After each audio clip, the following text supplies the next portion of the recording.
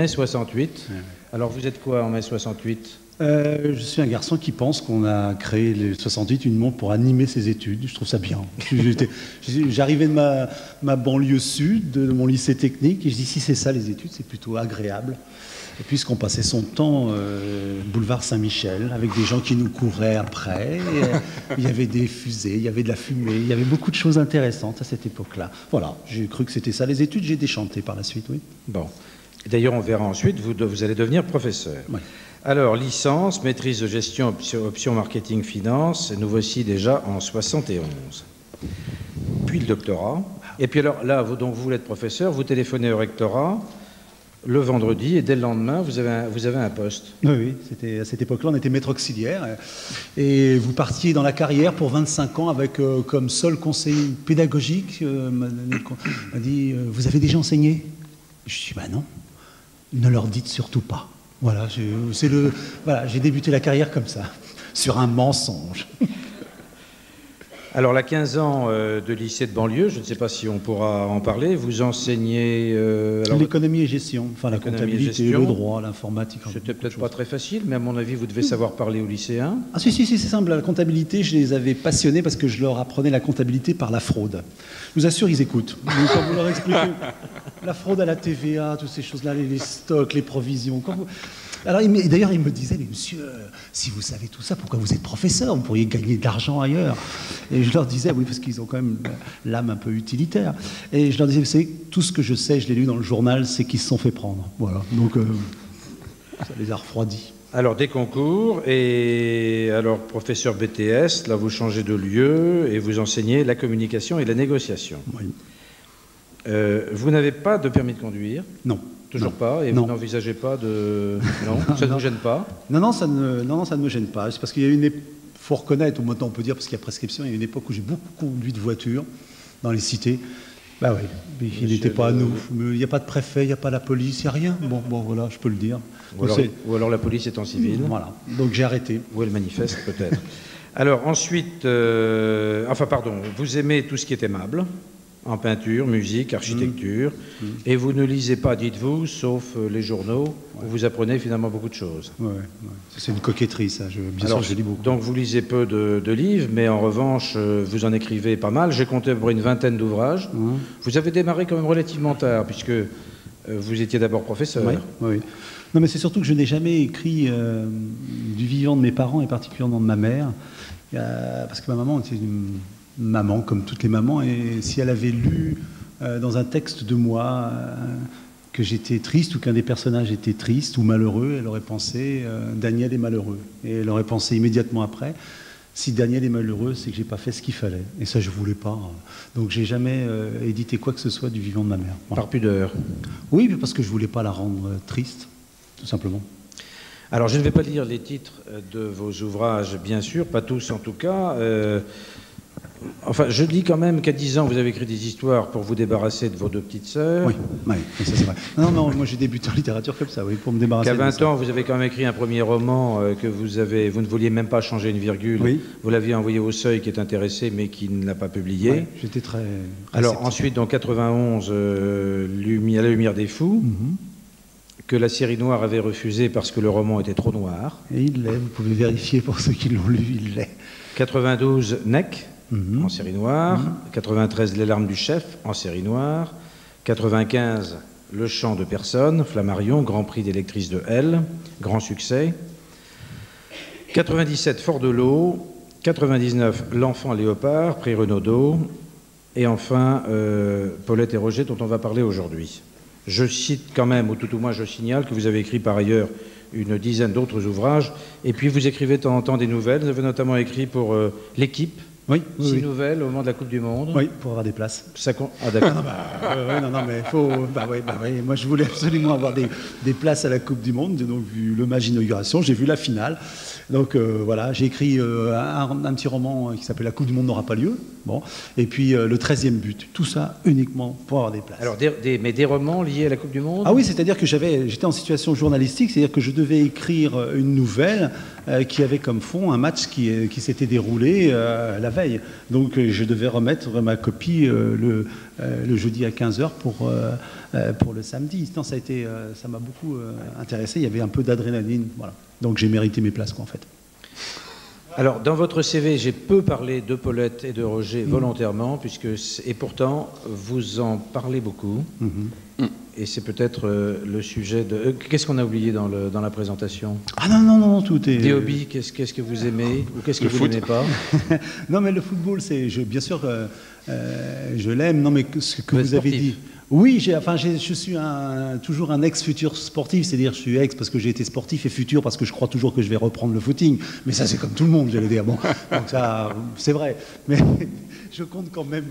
non, j'essaie d'entretenir cette forme qui n'est pas simplement de la forme physique, qui est très constitutive de ma culture et de ma façon d'appréhender le monde. Donc voilà, je m'inscris physiquement dans le monde. Oui, c'est vrai. Stéphane.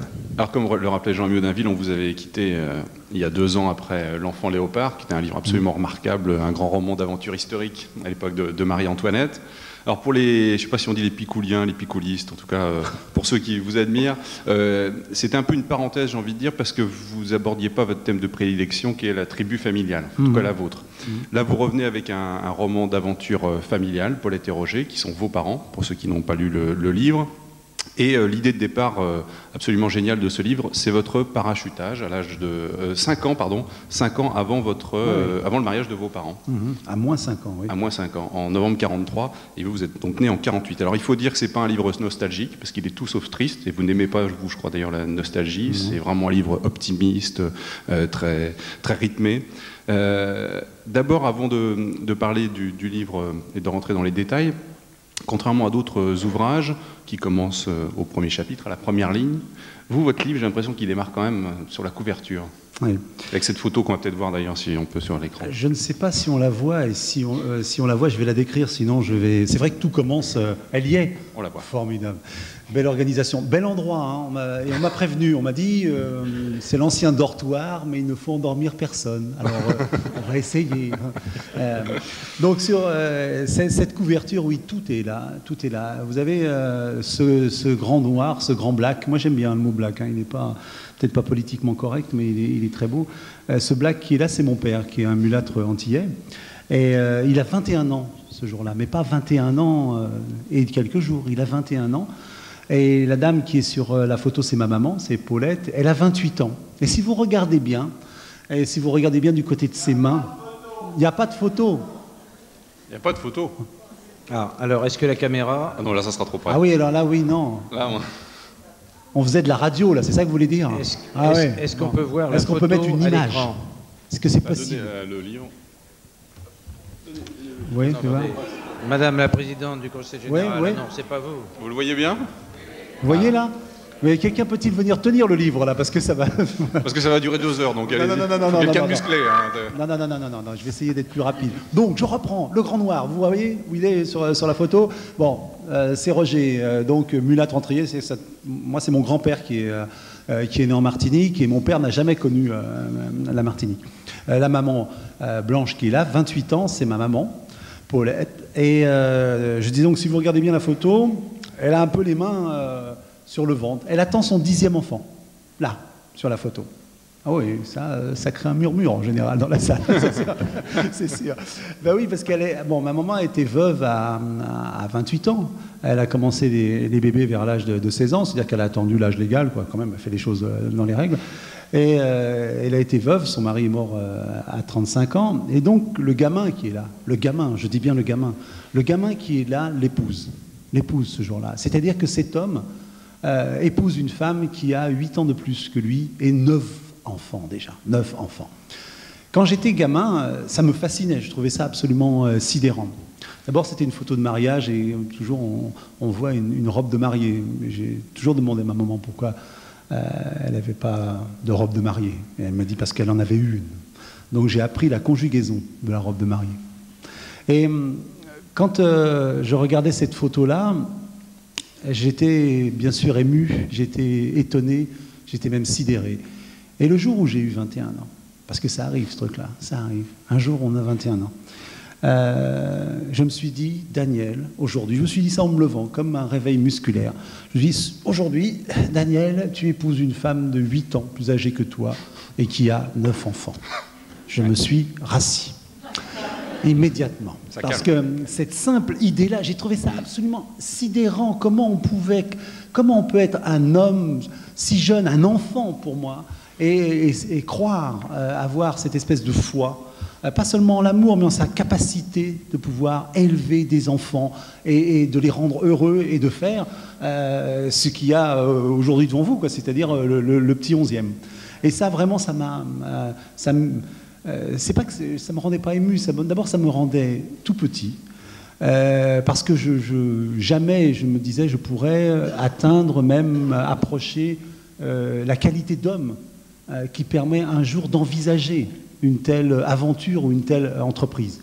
Et bien évidemment, ça me faisait rêver parce que je regardais cette photo-là et je me disais, il y a 2 solutions. J'essayais de trouver des solutions, j'essayais. Et je me dis, il était fou. Ça, c'était bien comme solution, parce qu'il était fou. Ça peut être que l'œuvre d'un fou. Ou bien, il était amoureux. Ça, je ne savais pas très bien ce que ça voulait dire. Il peut être follement amoureux. Et je pense qu'il était fou et amoureux. Ouais, je pense. Et je pense qu'en plus, ils l'étaient tous les deux. Voilà. En fait, vous avez fait dans le livre, ce qu'on a du mal finalement à imaginer tous, c'est que nos parents ont pu, plus jeunes, être justement très amoureux. Parce que quand on les voit aujourd'hui, on a du mal à l'imaginer. Oui, voilà. C'est quand on les voit aujourd'hui. Alors, vous savez, on vit, ces parents, on les découvre un peu tard. On les découvre vers 15 ans, curieusement. Quand on est un enfant ou qu'on est plus jeune, on est en fusion avec ses enfants, avec ses parents. C'est une espèce d'unité, de bulle comme ça. On n'a pas de regard critique sur eux. On se contente de les aimer, c'est déjà beaucoup. Et on espère qu'ils nous aiment, ce qui est encore plus.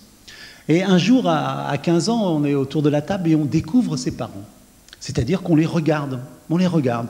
On commence à être ce petit adolescent qui a l'œil un peu plus aigu et qui se dit, tiens, ils ont l'air un peu fatigués. Ils ont l'air un peu las. Ce sont mes parents. Serais-je le fruit d'une lassitude? Est-ce que c'est eux qui m'ont fait? C'est eux qui m'ont fabriqué? C'est eux qui m'ont mis donc sur terre? C'est eux qui m'ont élevé? Et non.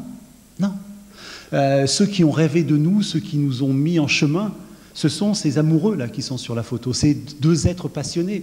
C'est d'essayer de les imaginer, là, un dimanche soir, on est autour du pot-au-feu. Il n'y a rien d'extrêmement romantique ni passionnant, mais ces 2-là, un jour, ils ont couru l'un vers l'autre, ils se sont écrits des lettres d'amour, ils ont été jaloux, ils auraient tué le monde entier pour rester ensemble et pour nous faire. Et c'est ça vers quoi il faut revenir, parce que qu'est-ce que c'est? C'est très égoïste même comme chemin, parce que ça veut dire qu'au lieu d'être le fruit d'une lassitude, on serait le fruit d'une passion. Et je trouve que dès qu'on a posé cette question dans ces termes-là, on s'est déjà grandi et on s'est donné de l'énergie pour longtemps. Mais il faut pour ça faire ce voyage, parce que la vie passe, la vie roule sur les gens, sur les êtres, et les fatigue, et leur donne cette petite lassitude du dimanche soir. Et il faut quand même retrouver derrière tout ça la passion initiale dont on est fabriqué, et dont on est tous et chacun fabriqué. Et donc, moi, mon entreprise, c'était ça. Je voulais retourner de ce temps-là. Et donc, j'ai tout simplement regardé les dates, et j'ai vu qu'ils s'étaient mariés le jour des 21 ans du PA, donc un 25 octobre 41, et pas un 25 octobre à n'importe quelle heure, parce que mon père m'a quand même livré... À sa majorité. Ah oui, il s'est marié à sa majorité, mais mon père avait une caractéristique, c'est-à-dire que le jour de son anniversaire, il était hors de question, mais absolument hors de question, de venir lui souhaiter son anniversaire avant 3h de l'après-midi. Ah oui, parce qu'il vous disait tout simplement, c'est pas la peine, je ne suis pas né. Et il était un peu superstitieux, un peu étant un euphémisme chez nous, qui faisait que c'était vraiment quasiment une insulte. Il se mettait en colère si on lui souhaitait son anniversaire avant 15h. Ceci dit, pour vous montrer le degré de transmission dans la famille, si vous me rencontrez le 21 octobre, moi, c'est pas avant 8h30, d'accord? Donc, il avait cette espèce de trouille qu'on fasse des choses avant qu'il soit né, l'a conduit, et je le raconte dans le livre, le jour où il se marie, ma mère organise tout. Ma mère a toujours tout organisé, et elle l'organise pour 14h. C'est une heure correcte, parce qu'après, il faut aller manger et tout ça. Bon, 14h. Et donc, tout le monde est là pour 14 heures, pour marier Paulette et Roger, sauf Roger. Roger n'est pas là, lui. Roger a disparu. Alors, tout le monde le cherche, là-bas, du côté de Vauzelles, près de Nevers, et tout le monde se dit, enfin, ce garçon s'est aperçu de ce qu'il allait faire. Il renonce. Bon, donc, on sait... Bon. Et en fait, non, le Roger, il s'est caché. Il s'est caché pendant 1 heure pour ne pas être marié avant 15 heures, tout simplement. Et il y a toute une noce, comme ça, qui a cherché Roger. Et quand enfin on a découvert Roger, il est apparu à 15 heures, il a couru vers la mairie et il s'est marié. Il se faisait un compte à rebours dans sa tête en plus. Oui, oui, il se faisait un compte à rebours dans sa tête. Et comme dans ma mythologie familiale, le compte à rebours est associé au fait que mon père, pendant la guerre, et c'est ce que je raconte dès le début, il désamorçait les bombes pendant la guerre. Pour les Allemands, dont il était prisonnier. Voilà, il était prisonnier des Allemands parce que mon père était chaudronnier, donc il travaillait dans une usine de locomotives à Vauzelles. Le jour, il réparait les locomotives et comme beaucoup de gars à cette époque-là, la nuit, il les sabotait. Bon. Et il retirait une petite plaque de cuivre dans la chaudière de la locomotive. Je vous dis ça si un jour ça revenait. Je vous dis comment saboter une locomotive, ça peut toujours servir. Il y a une petite plaque de cuivre dans la chaudière. Vous retirez cette plaque de cuivre et après vous allez l'enterrer dans votre jardin. C'est ce que mon père faisait avec ses copains. Il l'enterrait dans les jardins.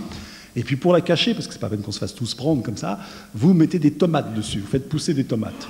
Et ça pousse très bien en plus. Ça pousse très bien. Et en plus, après-guerre, ma mère me disait, après-guerre, on n'a pas retrouvé le goût des tomates de cette époque-là. Elles avaient un petit goût d'abricot grâce au cuivre. Donc, vous savez maintenant que si vous voulez avoir des tomates qui aient le bon goût d'abricot, 3 tonnes de cuivre, c'est tout. C'est simple. C'est assez...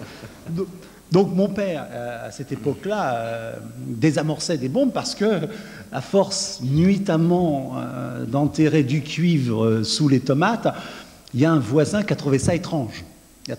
Et comme c'était sûrement un voisin qui avait des démangeaisons de plumes et un talent littéraire rentré, il a écrit à la commandanture pour bien expliquer qu'il y avait là quelqu'un qui faisait quelque chose d'étrange. Donc les Allemands sont venus voir et ils se sont coltinés les 3 tonnes de cuivre, ça effectivement, et ils ont mis mon père en prison et ils lui ont proposé en gros de se faire fusiller ou de désamorcer des bombes. Et lui, sûrement, l'esprit pratique, a choisi de désamorcer les bombes. Voilà. Donc il a désamorcé ses bombes, mais moi c'était un truc aussi qui me sidérait quand j'étais gamin.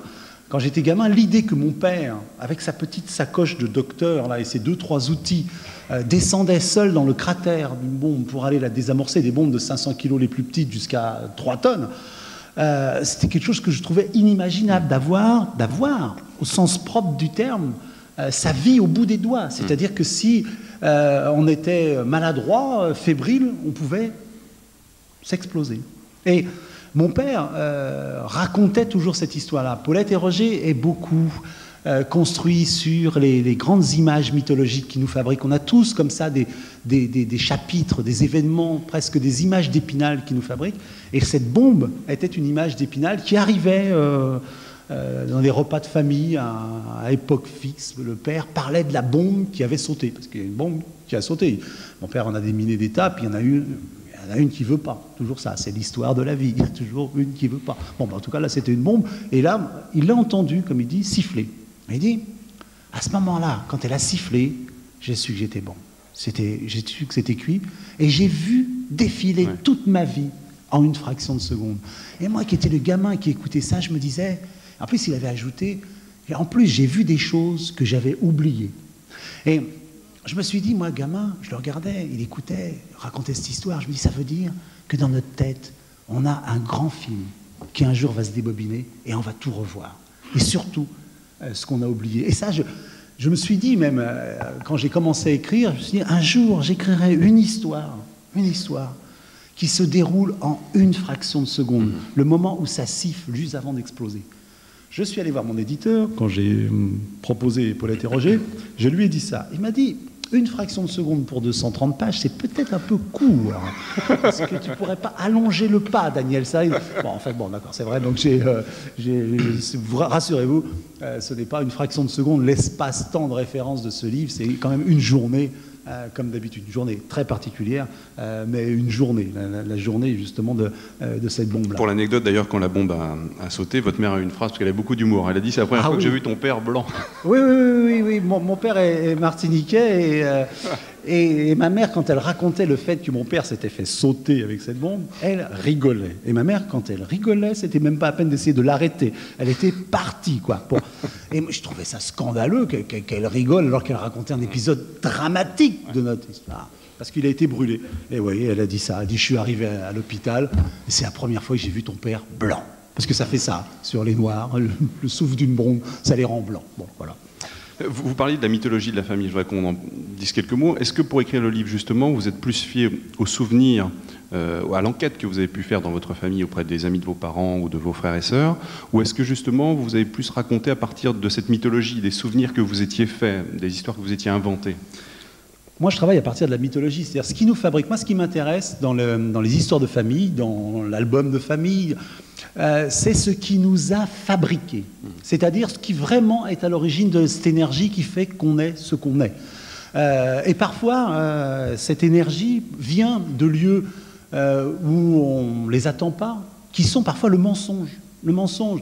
Moi, je n'ai pas une très très grande religion de la vérité. Je la respecte, mais romanesquement, je ne la trouve pas forcément extrêmement féconde. Pour ceux qui ont lu Le Chant de Personne, ils comprendront parce que toute ma conception, j'allais presque dire, du romanesque est contenue dans la première scène du Chant de Personne, où le petit gamin de 10 ans découvre dans cette famille très nombreuse, parce qu'il a eu un cauchemar, donc il est sorti de sa chambre à une heure où il n'aurait pas dû sortir, il découvre dans le corps de son père, le monsieur que vous avez vu tout à l'heure, ce beau black, là, corps bien enlevé, luisant, bel athlète, c'est un très beau mec. Et il découvre une cicatrice de 40 cm dans le dos, 40 cm dans le dos. Et bien évidemment, il y a deux solutions par rapport à ça. Ou bien cet homme, mon père, me raconte la vérité. Elle me dit tout simplement qu'il a eu une pleurésie après une pneumonie, qu'il s'est fait opérer, qu'on lui a fait un pneuthorax à bille, que c'est pour ça qu'il est allé en sanatorium, que c'est pour ça qu'il a une épaule plus basse que l'autre et qu'il a des difficultés à respirer. Il peut me raconter ça. Et donc ça veut dire que moi, gamin de 10 ans, j'apprends que mon père peut être blessé, peut être malade, va peut-être mourir. Donc il m'envoie du côté du traumatisme et certainement peut-être même du côté d'une analyse plus tard, peut-être à 500 francs la séance. C'est quand même onéreux. Au lieu de ça, mon père, pas par pingrerie, mais par esprit romanesque, qu'est-ce qu'il me répond? Qu'est-ce qu'il répond à ce petit gamin qui a les yeux comme ça, halluciné devant lui? Il dit, ça, c'est une griffe de tigre. Bon. Et moi je le crois, je pars pour la journée à dos d'éléphant chasser le tigre avec le Maharaja de Buru-Buru, c'est sûr. Mon père a chassé le tigre. Bon, c'est-à-dire qu'avec cette simple réponse, cet homme qui n'a pas lu « J'élève mon enfant », page 234, on dit toujours la vérité à son enfant. Et heureusement, merci papa d'avoir dispensé de quelques lectures. Qu'est-ce qu'il fait? Il me ment fondamentalement. Et pourtant, ce mensonge-là va me faire... il m'emmènera beaucoup plus loin que beaucoup de vérité. Et on est tous fabriqués de ça, et on a un petit peu honte parfois d'être pétri d'un superbe mensonge. Des fois, on préfère même le terme de secret plutôt que le terme de mensonge. Pas moi, parce que le vrai. Alors, on va prendre un exemple de vrai qu'on peut tous à peu près partager. Moi, quand j'étais gamin, j'étais comme beaucoup de gamins, je m'inventais, j'avais une famille nombreuse et je m'inventais encore des membres de la famille. Moi, j'avais un tonton d'Argentine, un tonton Cristobal, comme tout le monde, qui était là-bas dans la Pampa, qui avait 12 000 hectares, des vaches partout, qui était un gaucho farouche. Et bon. Et celui-là, il me faisait rêver. Je regardais sur la carte où il était, où il habitait, le tonton et tout ça. Avec lui, j'ai voyagé dans le monde entier. Et le dimanche, j'avais un vrai tonton qui venait à la maison. Il se mettait au bout de la table, il mangeait la soupe à la mer, il disait rien. Et ce gars-là m'a jamais fait rêver, il m'a pas emmené plus loin que le bout de la table, jamais. Et pourtant, il était vrai, ce tonton-là. Et chiant. Vrai chiant, quoi vous le dire.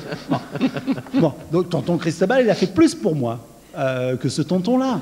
Donc, moi, de ces simples petites constatations, je me suis aperçu qu'il fallait en revenir à l'énergie initiale, ce qui nous avait fabriqué, et qui parfois...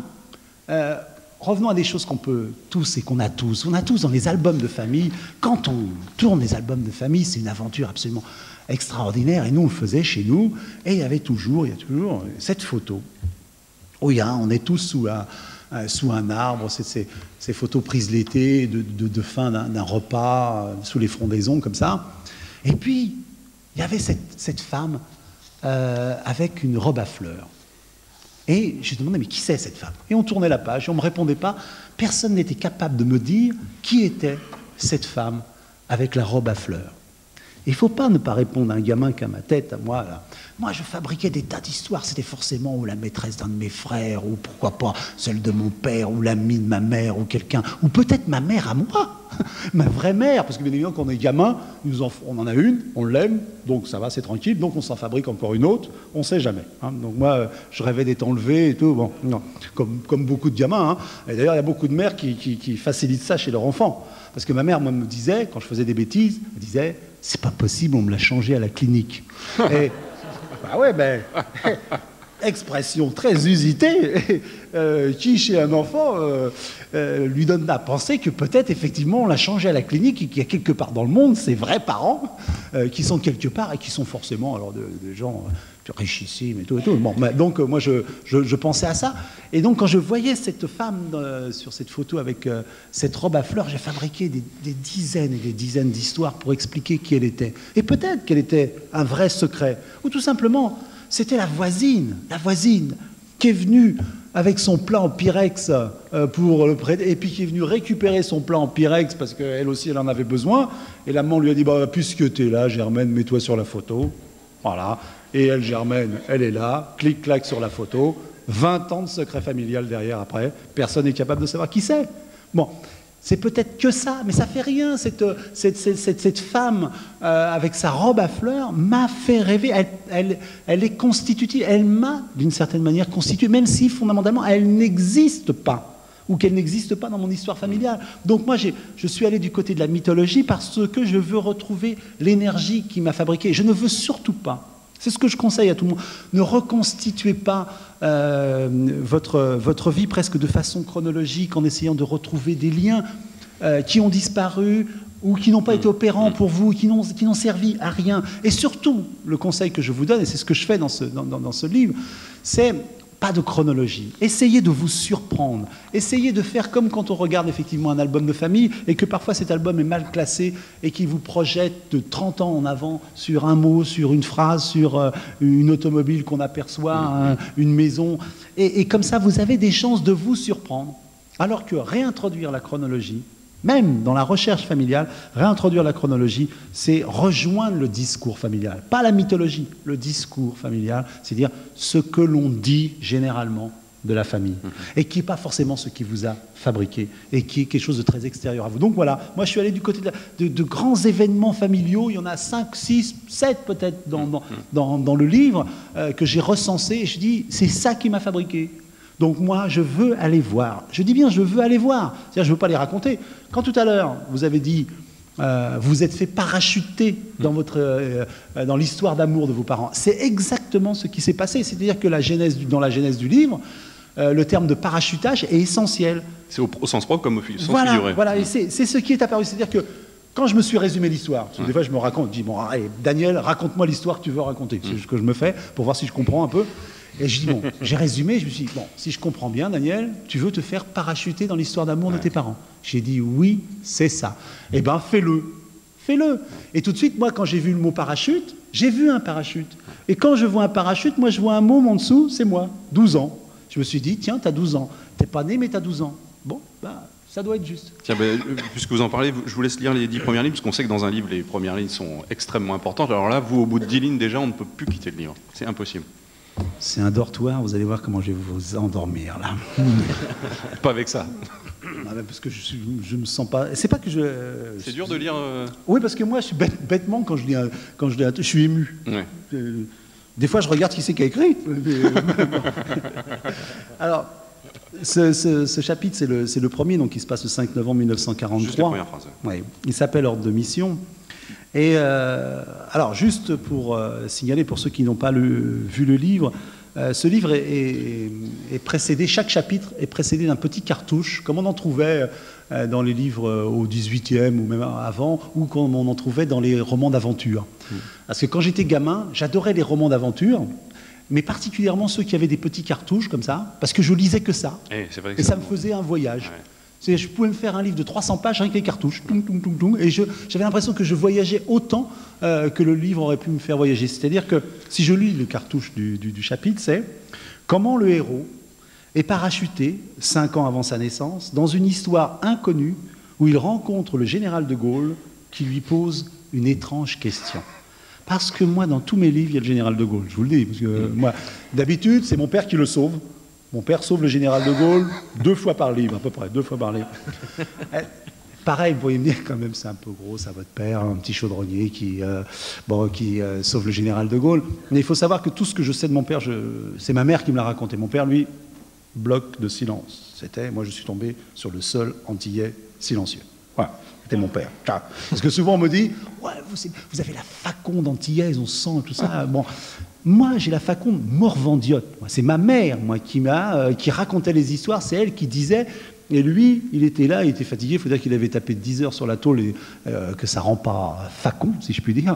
Et c'est elle qui racontait. Donc tout ce que je sais de lui, c'est elle qui l'a raconté. Et ma mère, comme vous avez pu le voir sur la photo, était vraiment énamourée de cet homme. Elle l'aimait vraiment très fort.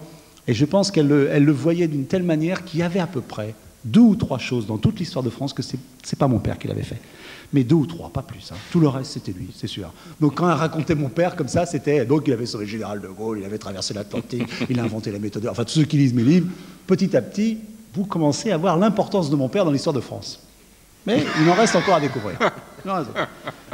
Enfin bon, on m'a demandé de lire 2 lignes, et là que je pars pour un quart d'heure, donc je vais lire 2 lignes, parce que... Bon, c'est 2 lignes, hein, 2 lignes. Jusqu'en bas de la page. Jusqu'en bas de la page. Ah, ouais. Ah, d'accord. 5 novembre 1943. On me pousse à travers la carlingue, le parachute me défonce les omoplates. Je m'agrippe aux cornières, on me fait lâcher prise. On me traîne, la porte de l'avion est grande ouverte, c'est béant et bête. Lâchez-moi, je ne veux pas sauter, c'est du suicide cette mission.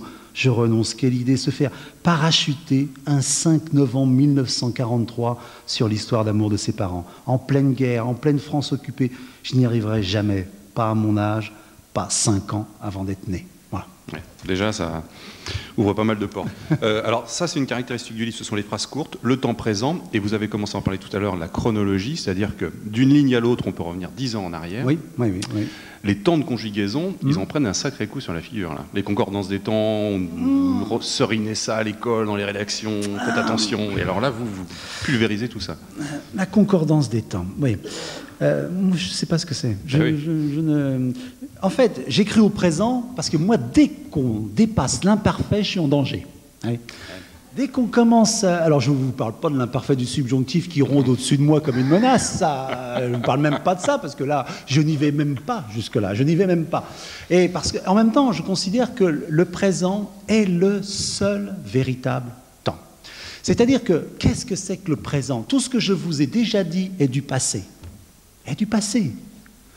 Qu'est-ce que c'est que le présent? C'est cette espèce de grande marmite dans laquelle on met une discussion qu'on a avec quelqu'un. Tout à l'heure, peut-être, vous attendiez, vous avez rencontré des amis que vous n'aviez pas vus depuis 1 an, depuis 2 ans, depuis 10 ans, et on parle de quelque chose. Et puis tout à coup, vous vous butez dans un ami avec lequel vous allez passer le week-end prochain et vous retrouvez projeté quelques jours. C'est ça notre présent. Notre présent est fait de tous ces souvenirs qui surgissent parfois de 10, 15, 20 ou 30 ans et de tous ces projets qu'on a à 10 ans, à 15 ans, à 3 jours. C'est ça le présent. Et pour ça, il a fallu trouver des temps pour essayer d'exprimer ces teintes et essayer de donner une profondeur de champ à ce qu'on dit. Parce que la conjugaison, les temps, la concordance de temps, ce n'est qu'essayer de restituer un effet de perspective dans un texte. La perspective. Il y a un premier temps, le présent. Parfait. Et là-bas, l'imparfait du subjonctif. Très loin, le plus loin possible pour moi. Bon. Et... J'ai appris, j'allais dire, la concordance des temps. Tout à l'heure, on a cité un roman que j'avais écrit qui s'appelle Neck. Neck a été écrit entièrement à partir d'une fresque de Paolo Uccello. Paolo Uccello, 15e siècle, en Italie. Vous sortez de la gare de Florence, à droite, Santa Maria Novella. Si c'est ouvert, vous entrez, parce que c'est comme en Italie, c'est pas ouvert tout le temps. Et là, vous allez trouver sur un kiosque. C'est le Chiostro Verde, qui est un endroit absolument fabuleux dans lequel il y a une fresque sur le mur qui s'appelle « Le déluge ou le retrait des eaux » de Paolo Uccello. Moi, c'est une fresque qui m'a tétanisé et qui m'a définitivement appris ce qu'était la concordance des temps.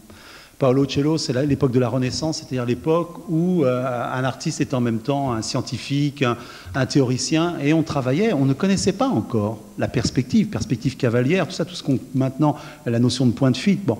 Donc les gars travaillaient sur l'idée de perspective. Et Paolo Coelho a inventé une chose absolument sidérante et que moi j'essaie de pratiquer quand j'écris. Il a inventé les perspectives successives. C'est-à-dire qu'un tableau de Paolo Coelho, même s'il vous entraîne jusqu'au fond de la salle, c'est une succession de plans. Et sur chaque plan, il respecte la perspective, mais du plan.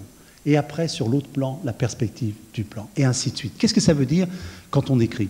Ça veut dire que si vous passez au présent, normalement, si vous continuez jusqu'au fond de la salle, vous vous retrouvez avec ce fameux imparfait et tout. Mais si, à chaque fois que vous passez au présent, vous allez au passé, et que, mettons, vous allez, parce que vous êtes un aventureux, au plus que parfait, le plan d'après, vous repartez au présent, et ainsi de suite. C'est-à-dire qu'au maximum, vous allez utiliser le présent, un imparfait ou un passé composé, pas plus, et ainsi de suite.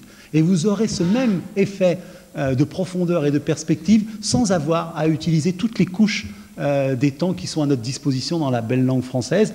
Et c'est ce que je pratique, c'est ce que j'essaie de mettre en œuvre. Ça, c'est... Alors là, on est ici, et vous le répétez à personne, hein, parce que normalement, quand on écrit un livre, on ne doit pas dire comment on fait. Hein, vous êtes d'accord? Donc là, je suis en train de vous donner les combines, hein, quand même. Bon. Après, moi, j'aime bien, parce que moi, j'adore, c'est vrai, j'adore quand on me dit « Ah, j'aime bien ce que vous faites, vous parlez des Picouliens, ça. J'aime bien, parce qu'on sent que vous écrivez comme vous parlez. On sent que ça coule. Ça doit venir comme ça. » Je dis oui. Il y a plein de fils cachés, en fait. Je dis oui sur des phrases que j'ai peut-être travaillées 50 fois. Moi, je fais 7 versions de mes livres, et chaque paragraphe, et le premier, je l'ai fait au moins 15 fois. Parce que j'aime travailler, parce que je suis un artisan et que j'aime peaufiner ça. Mais j'aime que le résultat du travail apparaisse comme ça. Mais bien évidemment, derrière le travail d'un auteur, souvent, il y a une mise en théorie, on exprime avec un livre l'idée qu'on a de la littérature, de ce que c'est que de raconter, de ce que c'est que les histoires et la mise en technique. Bon, et on en parle, et c'est ça qui est extraordinaire, c'est de pouvoir se rencontrer pour dire tout ça, même si ça disparaît, et surtout si ça disparaît dans le livre. Ça doit disparaître. Un livre ne doit pas contenir l'effort qu'il a suscité. C'est-à-dire, on ne va pas vendre le livre avec le t-shirt baigné de la sueur de l'auteur. Hein, peut-être ça en marketing serait peut-être bon, mais enfin bon, en littérature, pas terrible. Voilà. Donc c'est pour ça que l'idée de concordance des temps est effectivement une idée qui, à la fois, me paraît être une fiction. C'est un concept, c'est une reconstitution de la réalité, alors que nous-mêmes, nous ne vivons pas dans un espèce de présent qui serait un présent figé. Il est composé de tout. On a une disponibilité d'esprit extraordinaire. On peut jongler avec les époques, le temps. Il suffit qu'on branche notre télévision et si on nous envoie dans des images d'archives de 45, de 50, de 60. On y est, on a des choses à dire. Donc notre présent est beaucoup plus sophistiqué, plus accueillant. On a le présent accueillant. Ça devrait être un temps, tiens, le présent accueillant, c'est pas mal ça. Ouais. Ce qui est assez surprenant dans le livre, c'est que le héros, en l'occurrence donc vous, pourrait en fait nous raconter ce qui se passe. Mais en fait, lui, il participe à l'action. Et ce qui est assez curieux, c'est qu'il connaît en fait finalement l'issue. Il sait que ses parents vont se marier, et pourtant, il a peur tout le temps. Il a peur que son père, la bombe lui explose à la figure. Que... Oui, parce que c'est un gosse qui sait la fin de l'histoire, donc on pourrait se dire, il est tranquille, il va là, il va regarder, il va être simplement témoin... témoin de ce qui se passe. Mais je défie qui que ce soit, quand il aura fait ce chemin dans le passé, de voir sa mère en danger ou son père en danger sans avoir peur. D'avoir à ce point conscience et croyance dans l'avenir qu'il n'aura pas peur à ce moment-là. Ça me paraît impossible. Parce que on est à ce point, je vais dire, on est à ce point avec eux, qu'on ne peut même pas prendre le risque que, simplement pour eux, le passé fasse une exception. Ce serait affreux, et l'avenir encore plus. Donc, moi, je ne pouvais pas imaginer ça. Et en plus, moi, je voulais vivre des choses avec eux. Je veux vivre des choses avec eux. Je ne veux pas simplement être le témoin, passer derrière la vitre, derrière la glace. Je veux être au milieu d'eux, parce que ces événements familiaux, pour en connaître la réalité, il fallait que je les vive. Donc, quand j'arrive près de la bombe, bien sûr j'ai peur parce que je suis près de la bombe. Quand je suis au milieu de mes frères et sœurs qui ne me connaissent pas, je deviens l'aîné de la famille, moi le 11e. pas mal, j'arrive en 43, je suis plus vieux que tout le monde. Enfin, l'aîné. Parce que moi, j'ai rêvé d'être l'aîné de ma famille. J'ai rêvé ça. Et là, je l'ai vécu. J'étais l'aîné. Il y a des scènes comme ça. Moi, j'ai écrit des fois des scènes par jalousie. Jalousie. C'est pas beau, mais ça peut animer. J'ai ma mère, on le voit là, elle attend son 10e enfant. Son 10e enfant, c'est ma sœur Evelyne. Et ma mère est donc veuve. Elle est toute seule. Elle est dans sa petite cité de Vozelle, dans sa maison, seule, veuve, et elle attend un enfant. Solidarité de voisin, le voisin lui dit écoute, Paulette, tu vas avoir ce bébé-là, tu es tout seul, ça peut mal se passer. Je vais installer une cloche, tu auras la poignée, et quand ça vient, tu tires. Enfin, c'est quand ça vient, le bébé.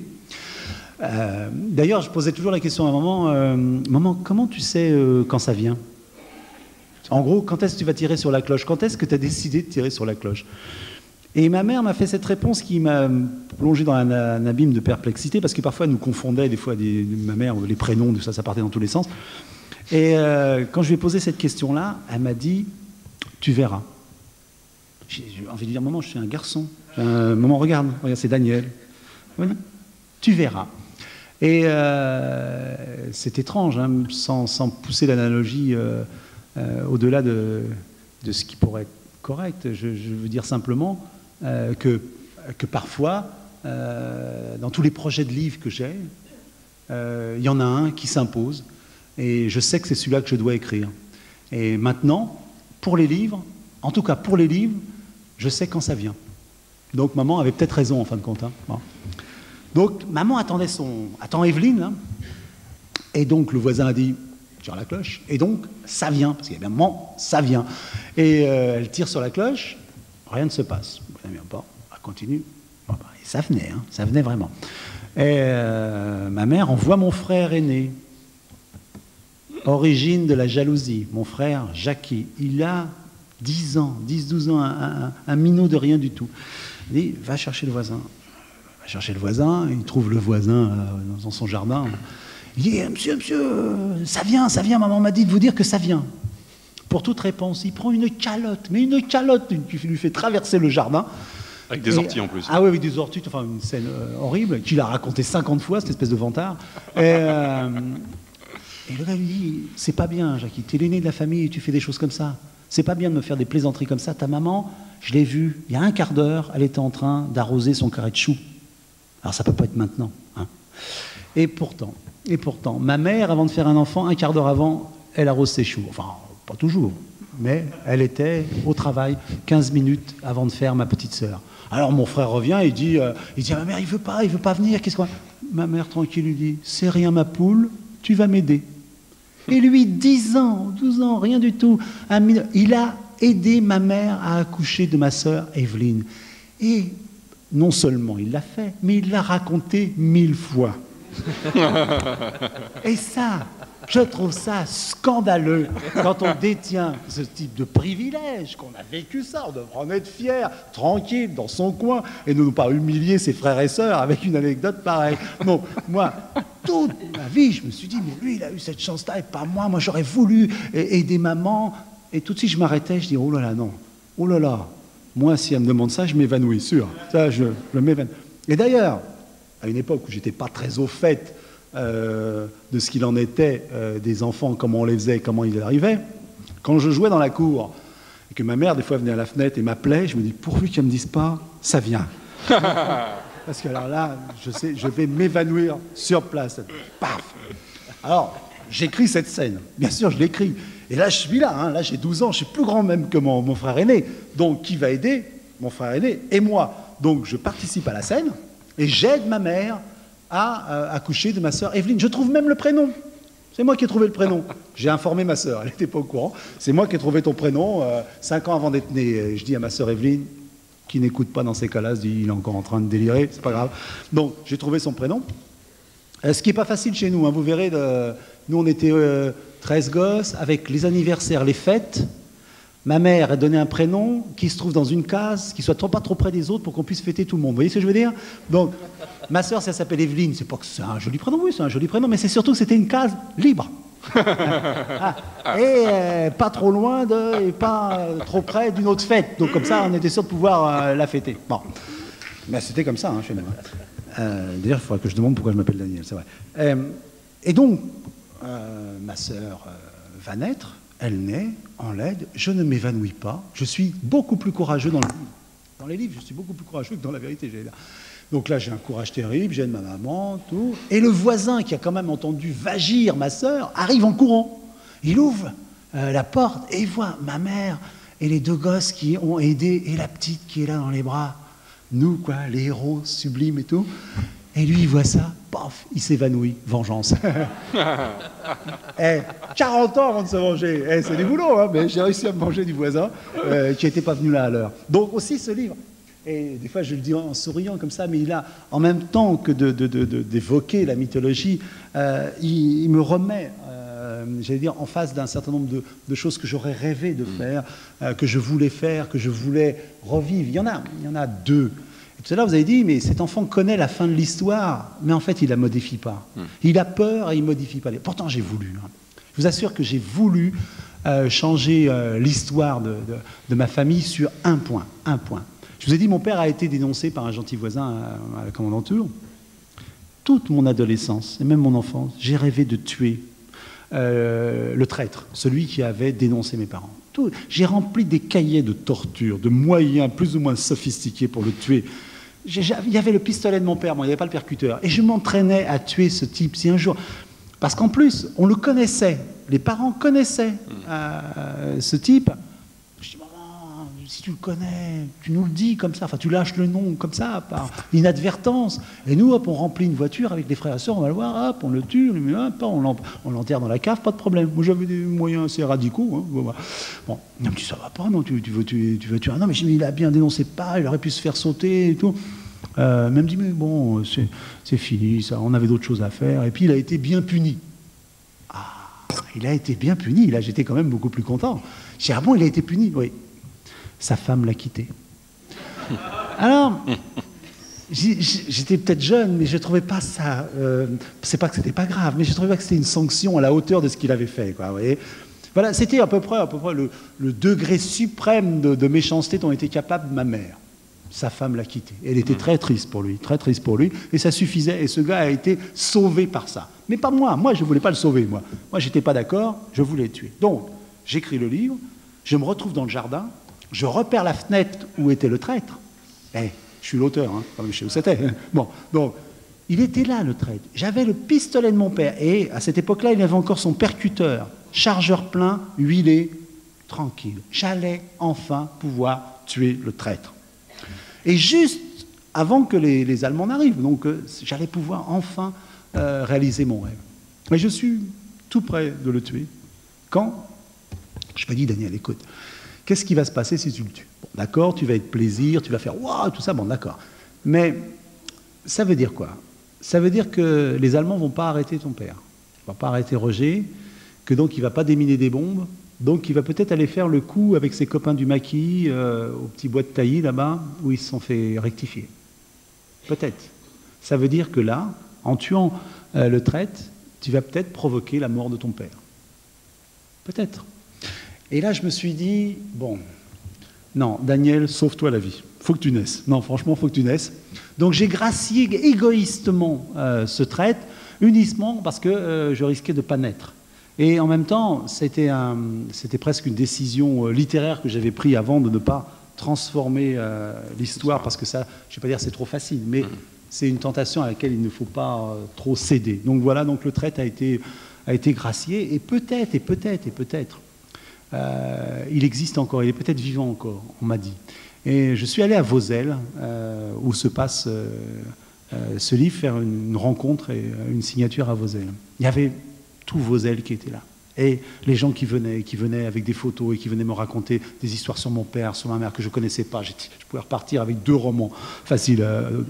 Et je me dis, il y en a un qui va venir, parce qu'on me donnait des photos, on me donnait des enveloppes, tout ça. Bon, il y avait tellement de monde qu'on laissait sur le côté. Et je me dis, peut-être je vais rentrer à Paris, et dans une de ces enveloppes, il y a quelqu'un qui me dira, c'était moi, je m'excuse, ou je vous demande pardon, quelque chose comme ça. Bon.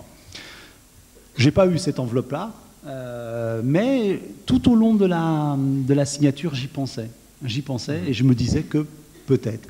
Mais peut-être qu'il a été bien puni. Sa femme est revenue, peut-être. Hein.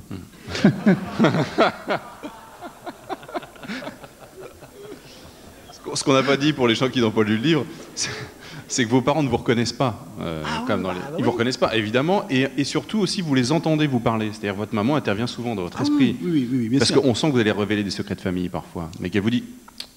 Non, ma mère est là pour faire le contrôle, effectivement, pour que ce gamin ne raconte pas des choses qu'il n'a pas le droit de raconter. Ma mère est garante des souvenirs de famille et surtout des secrets de famille.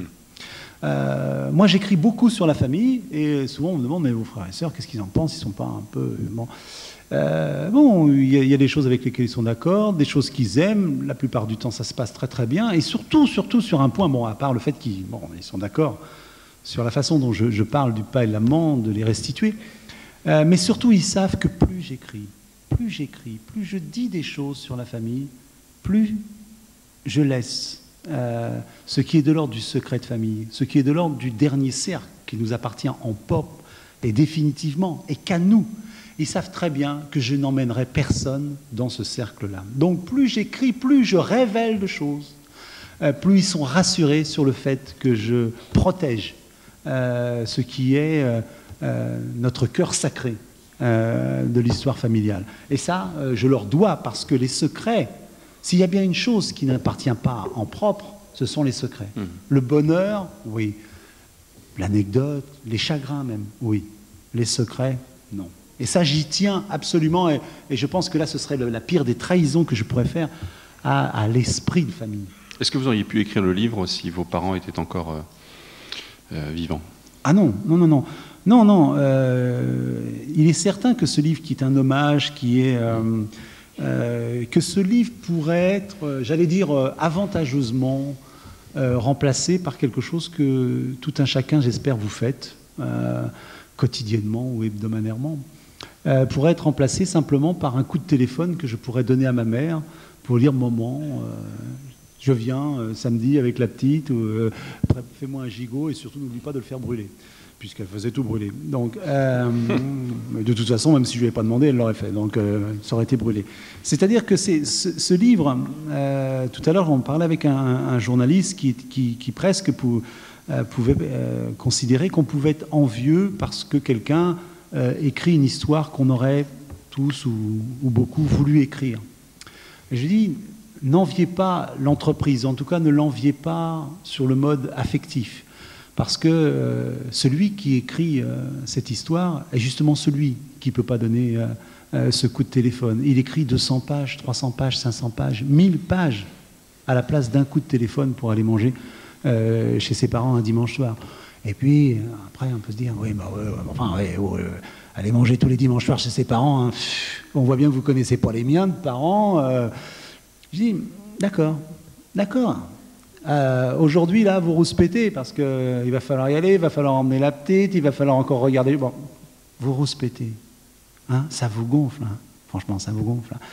Eh bien, moi, je vous l'échange. Je vous l'échange, mes bouquins, ils vous plaisent, vous les voulez, vous les trouvez beaux, je vous les donne. Pour la possibilité de donner ce coup de téléphone. Pour la possibilité de prendre la voiture, la petite, ma femme, et on y va. Et c'est la mère qui ouvre la porte. D'abord, ça m'émeut rien que de le dire. Bon. Et je crois que les livres que j'écris, souvent je dis en plaisantant, parce que j'aime plaisanter, devraient être vendus au rayon vie pratique.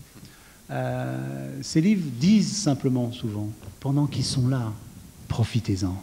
Pendant qu'ils sont là, posez-leur leurs questions. Pendant qu'ils sont là, demandez-leur, aimez-les. Parce que je vous assure, tout à l'heure on parlait de la concordance des temps. Le jour où ils ne sont plus là, il n'y a plus de concordance des temps. C'est fini. Et définitivement fini. Donc, c'est ce que ça dit en filigrane, et même plus qu'en filigrane, mes livres. Profitez. Moi, je suis bien sûr heureux de ce que produisent mes livres, de ce qu'ils font de moi ou de ce qu'ils font de ma vie. Mais vraiment, et très franchement, le gigot brûlé, hein, ça a de l'allure. Hein. Croyez-moi.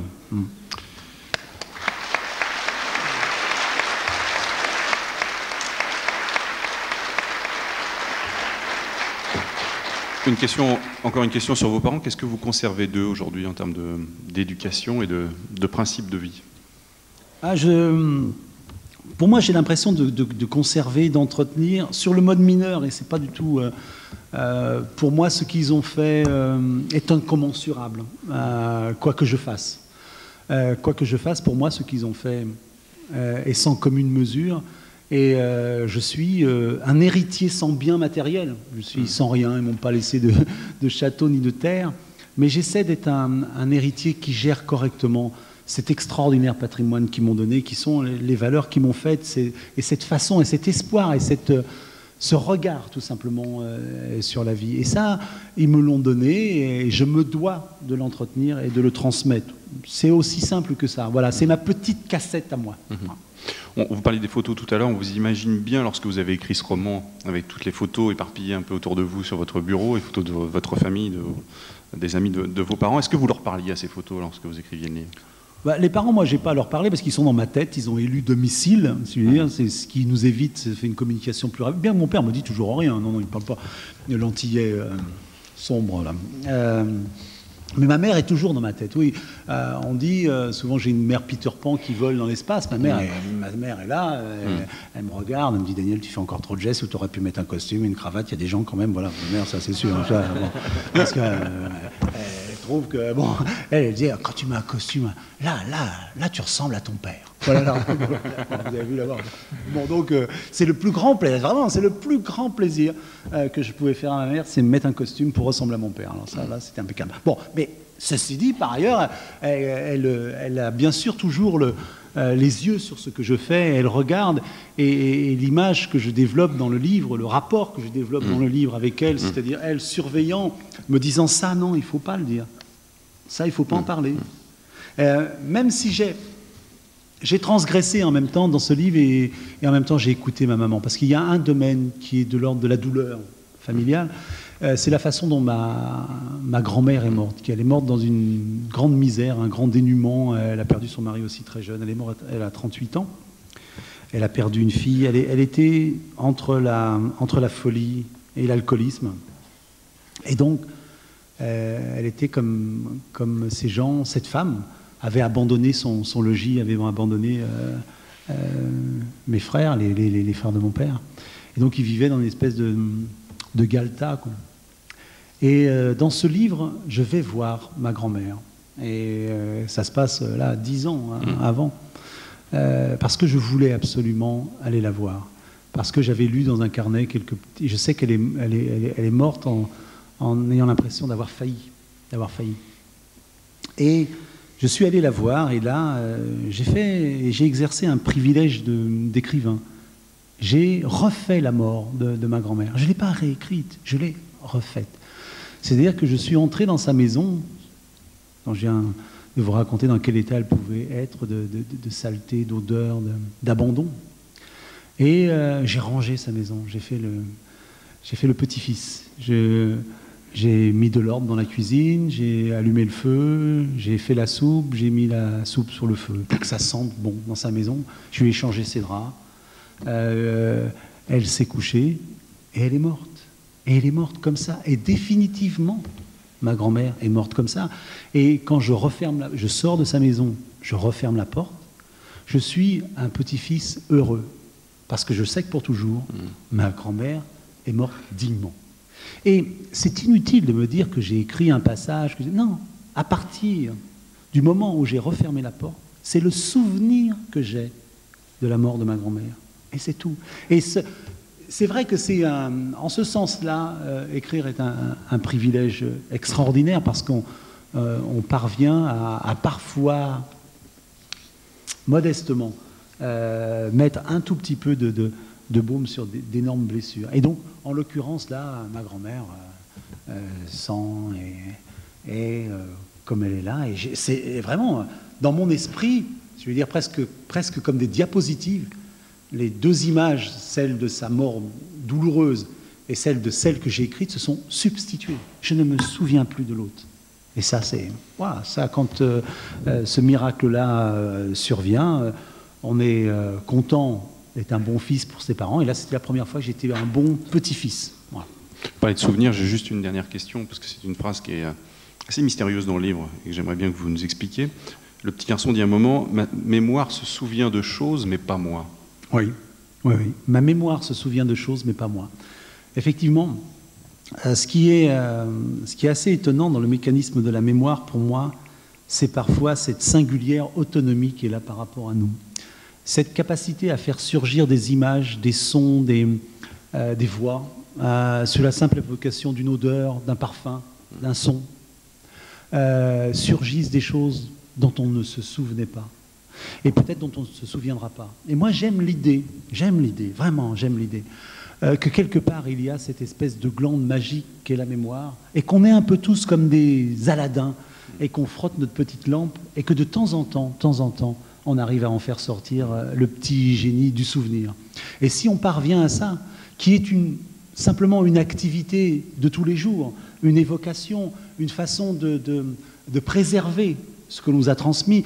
Et quand je dis préserver, c'est pas simplement on aime à entretenir la maison quand on le peut, qu'on nous a légué, les meubles, l'argenterie. Et parfois simplement, moi, au quotidien, j'entretiens la mémoire de mes parents par les mots.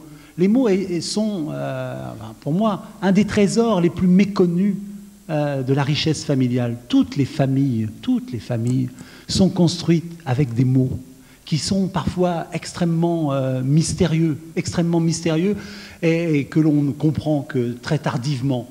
Moi, je sais aujourd'hui que quand je dis à ma fille « ça va chier des bulles », eh ben, elle rigole, elle sait que ça va chier des bulles, que c'est sérieux. Mais moi, je sais surtout que c'est mon père qui me disait ça. Et j'espère que ce petite chose de 4 ans, un jour, dira à son fils ou à sa fille « tu sais, ça va chier des bulles si tu continues ». Et simplement, avec cette phrase, elle entretiendra le patrimoine familial, et elle aura fait, à sa manière, vivre son grand-père ou son arrière-grand-père à travers un mot, une évocation, une phrase. Et je pense qu'on devrait un peu plus se pencher sur cette richesse dont chacun dispose au quotidien, tout proche, qui sont les mots, et qui sont parfois la plus grande des singularités qu'on possède, et celle qu'on peut le mieux et le plus facilement transmettre. Pensez-y chez vous, si vous avez ça va chier des bulles, ressortez-les, je vous assure, c'est du beau patrimoine. Bien, question. On se donne 20 minutes pour les questions-réponses. Si vous hésitez, Stéphane en a toujours. Pour gagner du temps, vous levez la main. Il y a de charmantes hôtesses avec des micros qui avancent, qu'on vous voit bien. Venez, mesdemoiselles. Vous levez la main. La première est toujours difficile à venir. Commencez par la deuxième. Il faut toujours poser la deuxième question. C'est vrai, elle est plus facile. Commençons par la deuxième question. Vous avez certainement des questions rentrées. Est-ce que des mains se lèvent? Pendant que les mains se lèvent... Je peux vous menacer, hein, je préviens, si vous n'avez pas de questions, j'ai des réponses. Hein. J'imagine qu'il y a un grand esprit de famille chez vous. Quelle a été la réaction de vos frères et sœurs à la lecture de cet ouvrage? Les frères et sœurs, il y a eu le chant de personne, donc maintenant ils sont rassurés sur un peu ce que je vais raconter. Je crains bien qu'ils ne s'intéressent plus à ce que j'ai écrit, si ça continue, parce qu'ils sont rassurés. Tout ce que je fais quand j'écris un livre, je dis des fois à un de mes frères ou à une de mes sœurs, je dis, bon... Dans le prochain livre, tu vas peut-être vivre une aventure dont tu ne te souviens pas. Mais moi, je m'en souviens parfaitement, c'est le principal. Donc, ils ont compris ce qu'il en était du rapport à la mémoire familiale. Bien, alors, question. Gagnons du temps. Une question dans le fond, voilà. Madame. Bonsoir. Bonsoir. Parlez bien près du micro. Je voulais simplement vous demander combien de temps vous avez mis pour écrire ce livre. Alors, je réponds toujours la même chose qui va être un mensonge, madame. Est-ce que je peux vous faire un mensonge? Je réponds toujours, et parce que c'est très proche de la réalité, je réponds toujours que j'écris pendant 9 mois un livre. Mais que c'est pas ça l'important. Vous savez, c'est la réponse que faisait Boris Vian, à qui on avait quasiment reproché un jour d'avoir eu un succès terrible avec une chanson qu'il avait fait en 5 minutes sur un coin de table, comme ça. Et un gars qui, lui, n'arrivait pas à écrire des chansons, trouvait ça scandaleux. Et Boris Vian lui a simplement répondu « Pas 5 minutes, 30 ans et 5 minutes. » D'accord ? C'est-à-dire que la plupart de mes livres, et Paulette et Roger, sont là dans ma tête, dans mon cœur, depuis très longtemps, et que le moment où je me mets à les écrire, après m'être documenté, c'est presque la partie la plus courte de notre relation. Et donc je la situe à 9 mois pour des raisons assez évidentes. C'est que quand tout à l'heure on a dit que j'avais écrit une vingtaine de livres, non, j'en ai écrit 11. 11. Et j'ai toujours dit que j'écrirais autant de livres que ma mère avait eu d'enfants. Malheureusement, je me sens poussé vers la retraite, il m'en reste plus que 2. Donc je vais peut-être déroger à ce que j'ai dit et je vais peut-être essayer d'avoir plus d'enfants que ma mère. Voilà, en gros. On l'a pas dit, mais il y a 13 chapitres. C'est vrai que Oui, il y a toujours. toujours 13 chapitres. Ah oui, dans mes livres, il y a toujours 13 chapitres. J'ai compté les nouvelles, effectivement. Alors, autre question. Ou réflexion Madame, sur vos justice. précédents ouvrages. Madame, le micro arrive tout de suite. Et vous avez d'ailleurs un peu le projecteur aussi, c'est formidable. Depuis combien de temps vos parents sont-ils décédés et combien de temps après avez-vous décidé d'écrire ce livre? Alors, mes parents sont décédés. Donc Votre père était très jeune. Oui, mon père avait 50 ans. C'est-à-dire que souvent je dis qu'aujourd'hui, par rapport à mon père, je fais du rab. Je suis déjà, à la date d'aujourd'hui, plus vieux que mon père n'a été et ne sera jamais. C'est un sentiment parfaitement étrange et avec lequel j'ai encore du mal à faire. Quand mes parents sont décédés, quand mon père est décédé, la nuit où j'ai appris qu'il était décédé, j'ai écrit tout de suite. J'ai écrit sur lui. J'ai écrit peut-être 100, 150 pages d'affilée comme ça. Et je les ai relus après. C'était une façon de le faire revivre parce que j'y croyais pas, bien sûr.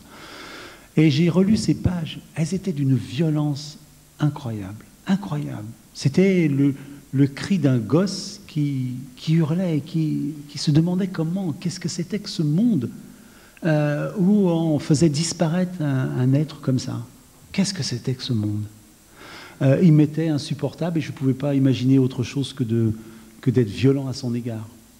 Et en même temps, je me suis dit, mais Daniel, qu'est-ce que tu fais là? Est-ce que tu crois que tu le restitues, lui, dans ce qu'il t'a donné profondément, avec cette violence-là?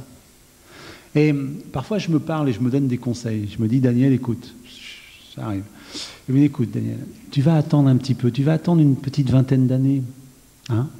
Tu vas te calmer, t'apaiser. Entre-temps, si tu as besoin d'écrire, fais donc quelques livres policiers. Détends-toi, tue quelques personnes. Massacre. Fais des courses d'automobile et ventre. Enfin, débrouille-toi, quoi. Enfin, détends-toi. Détends-toi. Ça risque, d'une certaine façon, de t'apaiser. De t'apaiser.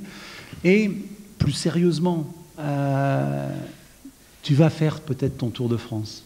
Je parlais de ce compagnon que j'essaie d'être en écriture, c'est-à-dire de celui qui s'attaque à des petits objets, ensuite à de plus importants, à des travaux de plus en plus sophistiqués, comme je voyais faire mon père, chaudronnier. Moi, j'ai commencé par faire l'arpette avec lui.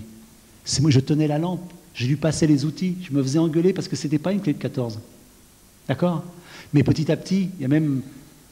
Moi, un des moments de nirvana, c'est quand les clés ont pu être sur le joli linge blanc à côté de la voiture quand il est en train de réparer, et quand il me disait du 14, toc, j'avais même pas besoin de regarder le numéro, et que je pouvais lui donner. J'avais appris. Et moi, je suis un fils de chaudronnier. Et quand j'écris, je suis toujours un fils de chaudronnier. C'est-à-dire quelqu'un qui sait qu'il ne faut pas s'attaquer à des pièces qu'il ne sait pas faire. Il faut d'abord apprendre à manier l'outil. Et les livres policiers m'ont, d'une certaine manière, appris à manier l'outil. Je suis passé à l'établi. Voilà. Et donc, parce que raconter les souvenirs d'enfance, raconter sa famille, je savais que je le ferais. Et ça, c'est imparable. Moi, je savais, et c'est ce qui m'a mis au travail, que si j'écrivais Le Chant de personne un jour, j'aurais à écrire la scène fondamentale qui est pour moi la quintessence de l'amour entre un homme et une femme, qui est quand mon père et ma mère se quittaient le matin, quand mon père partait au travail. Et mon père et ma mère se faisaient un petit baiser comme ça. Fout, comme ça, rien du tout. Une fraction de seconde. Je regardais ça quand j'étais gamin, et pour moi, c'était ça l'amour entre un homme et une femme. Et je me suis dit qu'un jour, je devrais raconter ça. Je devrais raconter ce petit instant-là. Et c'est très dur. Très, très difficile. Je peux aujourd'hui, et on pourrait le faire tous, se raconter. Je parlais de meurtre, de course de voiture. C'est facile à faire. Au sens, on peut y aller. On met, vous savez, dans un film, quand on ne sait pas quoi faire, on fait traverser un type une vitre. Tout le monde fait ça. Il se passe quelque chose. Il se passe quelque chose. Mais raconter un moment aussi fin, aussi ténu, c'est beaucoup de travail. Il faut avoir les doigts sur l'outil fin. Et donc, je travaillais. Et à un moment, je ne me suis pas dit, ça y est. C'est tout simplement parce que Françoise Verny m'a appelé, et puis que, bon, elle qui avait l'autorité littéraire pour me dire, maintenant, il faut que tu écris le livre, je l'écris. Sinon, j'étais du genre, encore un petit polar, monsieur le bourreau, encore un petit polar, monsieur le bourreau, encore un... Voilà. Je me donnais toujours un livre de plus à écrire pour pas être affronté à ce qui, un jour, devait arriver, c'est-à-dire les raconter eux. Voilà. Donc, j'ai pris le temps de faire mon tour de France à moi. Voilà. Mais je ne dis jamais que j'en suis encore à mon chef-d'œuvre. J'ai encore beaucoup de boulot et beaucoup de travail. Et tout à l'heure, on m'a parlé d'un sujet. J'ai des sujets comme ça, où je dis... Je ne m'y attaque pas parce que je n'ai pas les épaules. Je ne me sens pas les épaules encore. Et il en est comme ça, dans ma tête, dans mon cœur, qui sont à ce point important qu'il faut que je me muscle encore un petit peu, quoi. Voilà. Sujet des futurs bouquins. Oui, d'autres, même bien loin encore. Le prochain, quand j'attaque au prochain, c'est que je me sens les épaules pour le prochain. Je sais, tout ça. Bon, j'ai trouvé il y a 3 jours, j'ai trouvé le liant d'une idée, voilà. Donc ça va rouler, mais ça, je sens que ça va. Bon, mais il y en a, ils sont un peu beaucoup costauds pour moi encore. Voilà, il faut. Vous savez, c'est comme quand on fait du sport, il faut savoir à qui on peut se mesurer. C'est pas la peine de prendre des raclées, hein. Pas la peine. Bien, encore 1 ou 2 ou 3 questions maximum. Merci. Attendez. Pardon. Bonsoir, Monsieur Picouli. Voilà, vous évoquiez tout à l'heure dans votre discussion, vous avez évoqué le mot humiliation. C'est à propos de votre père ou de votre frère, quoi, qui avait exercé une sorte d'humiliation sur vous. Alors, je voudrais extrapoler un peu le mot dans le sens général de la famille, non pas spécialement de votre famille, mais de la famille en général. Qu'est-ce que vous pensez du mot humiliation et surtout du comportement des personnes qui utilisent ce mot, tant au niveau dans le cadre de la famille en particulier, qu'au niveau général? Parce que moi, j'ai affaire à ce genre de problème, mais la question que je pose, c'est à vous que je la pose, oui, puisque c'est vous la personnalité de l'invité ce soir.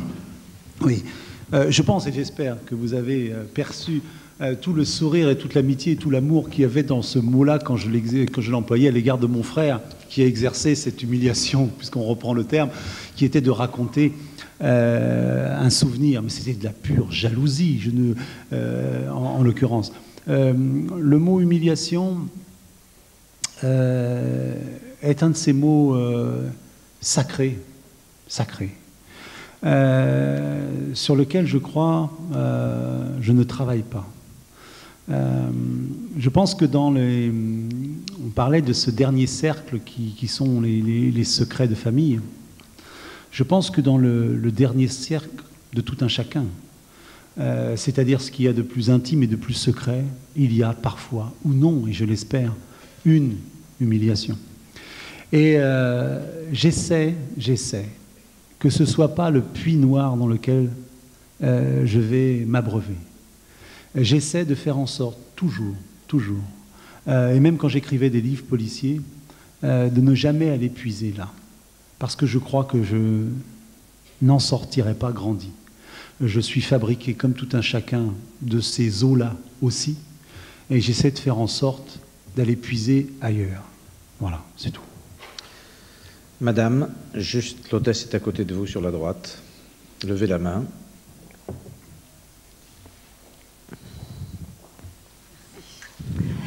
Pour écrire L'Enfant Léopard, vous vous êtes basé sur des faits historiques?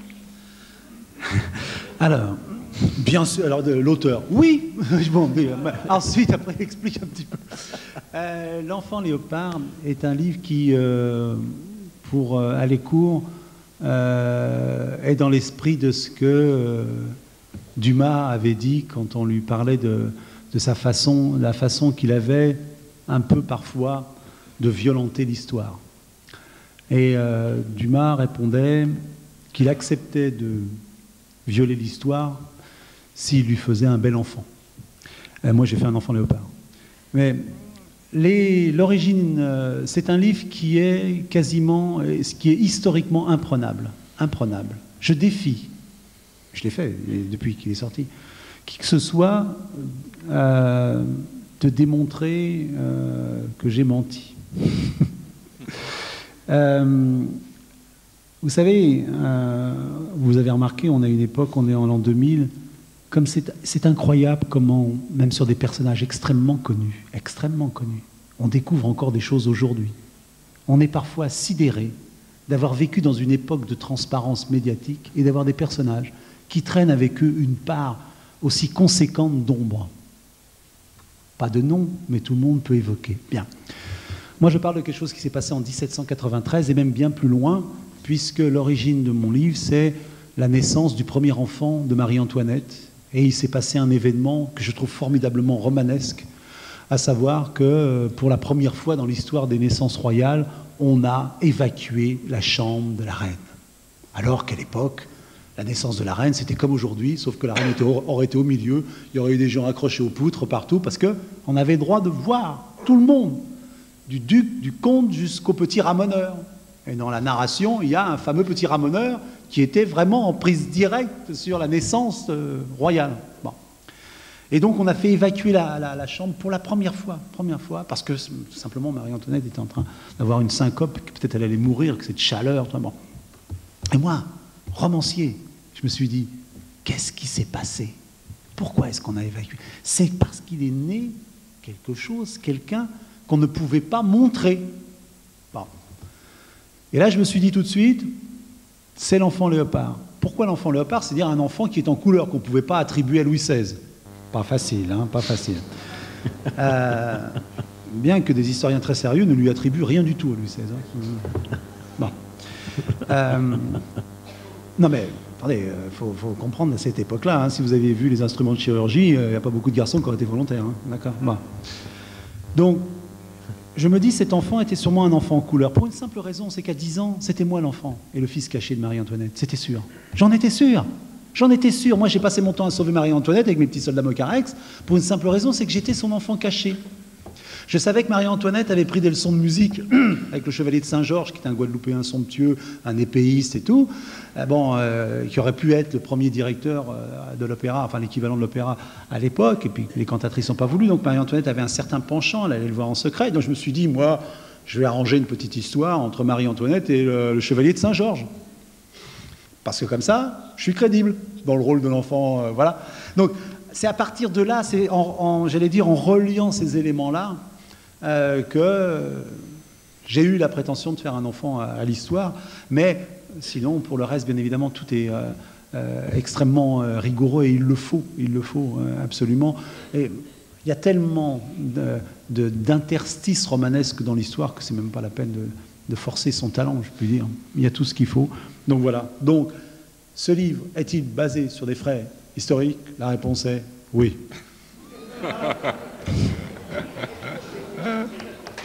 Bien.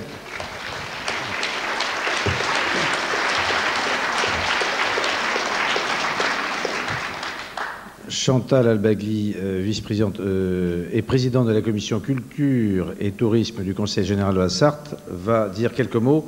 Je voudrais préciser quand même, et Stéphane Courgeon va peut-être le faire, que vous laisserez Daniel Picouli aller au fond de la salle pour qu'il dédicace plus rapidement avant vous-même de... Mais j'imagine que la quasi-totalité vont acheter son ouvrage. Ce sera un beau cadeau de Noël.